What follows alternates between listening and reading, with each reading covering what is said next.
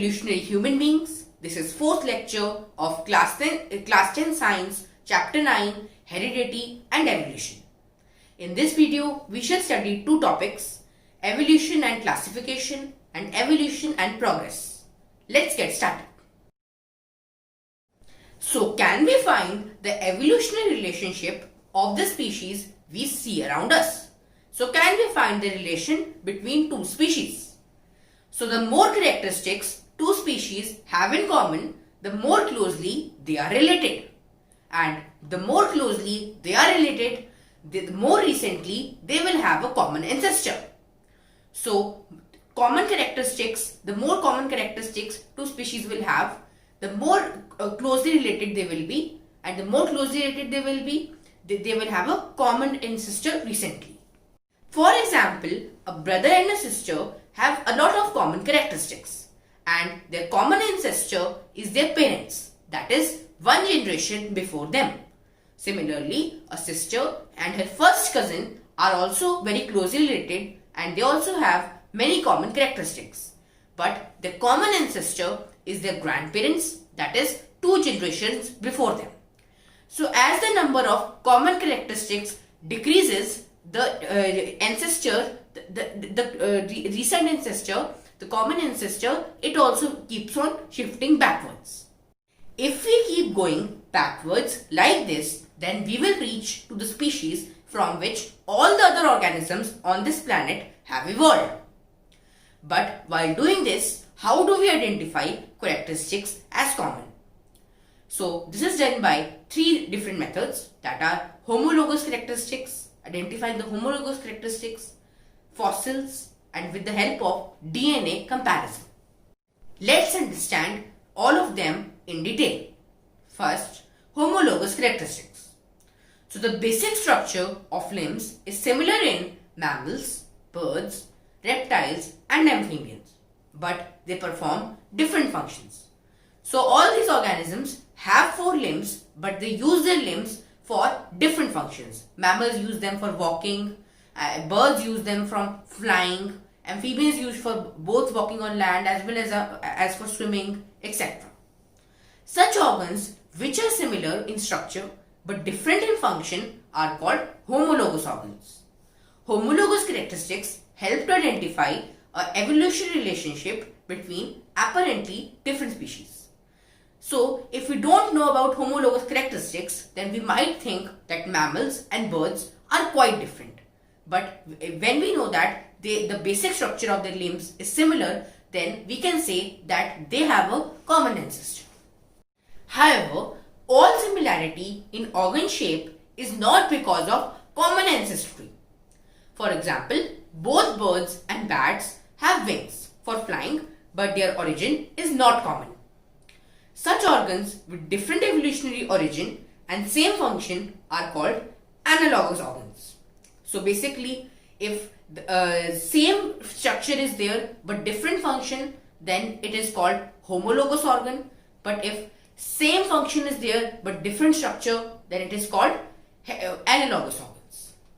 And the second method for tracing the evolutionary relationships is with the help of fossils. So when an organism dies, its body decomposes and is lost. But some parts of the body don't decompose completely. For example, if a dead insect gets caught in hot mud, then the mud will harden and retain the impression of the body parts of that insect. Such preserved traces of living organisms are called fossils. But the question arises that how do we know how old a fossil is? So we have two methods for knowing this. First, on digging the earth, the fossils that are closer to the earth's surface are more recent. So obviously, as fossils are deposited in layers, so the fossils that are more recent, they will be deposited on the layers closer to the earth. And the fossils which are very old, they will be deep inside the earth. So by digging the earth, the fossils which are closer to the surface, they are more recent. And the second method is by detecting the ratios of the different isotopes of the same element in the fossil material. So basically, the amount of carbon decayed over the years will tell us the real age of the fossil. And the third method is by DNA comparison. So comparing the DNA of different species should give us a direct estimate of how much the DNA has changed during the formation of species.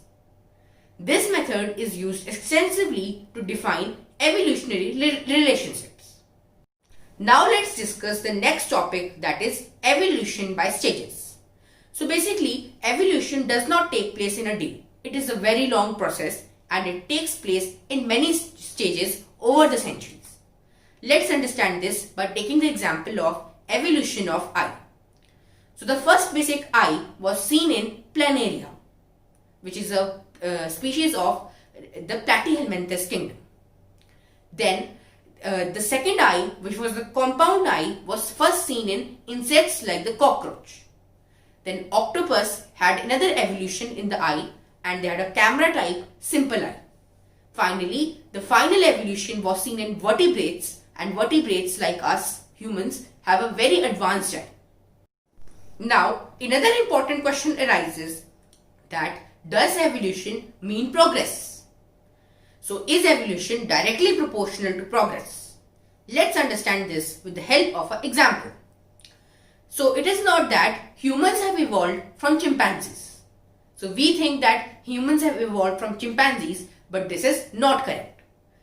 In reality, both humans as well as chimpanzees have evolved from a common ancestor. And both these species, that are humans and chimpanzees, have evolved in a separate way to give the rise to their current life forms. So, there is no real progress in the idea of evolution. Evolution is simply the generation of diversity and the shaping of diversity by environmental factors. During evolution, more complex body designs have emerged. But however, it is not that older body designs are inefficient. So, for example, one of the basic and most simplest life forms is the bacteria. And bacteria can survive in very tough conditions even after having a very simple design and even after not having a lot of evolution. So basically we can say that there is no real progress in the idea of evolution. Now let's understand about human evolution. So let's see how humans have evolved and spread to the world.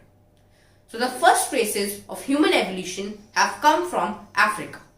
The earliest members of human species, the Homo sapiens, can be traced in Africa. So from Africa, the humans migrated to other regions of the planet and in this way spread to the entire world. So this was all for this chapter and we have completed this chapter.